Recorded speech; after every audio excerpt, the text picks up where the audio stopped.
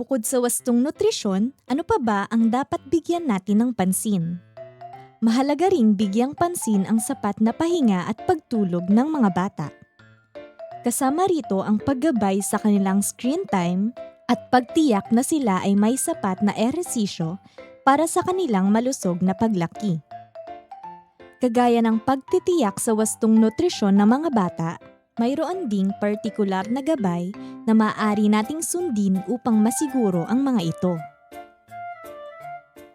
Ayon sa rekomendasyon ng World Health Organization, ang mga batang may edad na 1 hanggang 2 taon ay dapat natutulog sa loob ng 11 hanggang 14 na oras, kasama na ang mga pagtulog sa umaga, tanghali at gabi. Ang kanilang pisikal na aktibidad ay hindi dapat bababa sa 3 oras. Hindi rin dapat sila pahintulutan na manood ng TV o video.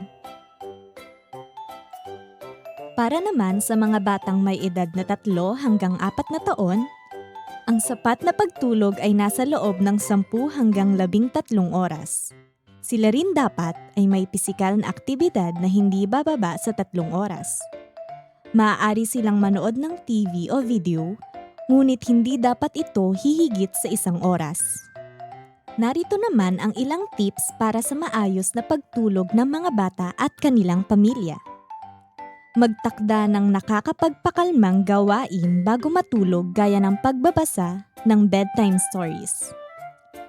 Panatilihin ang regular na oras ng tulog at gising kahit tuwing Sabado at Linggo.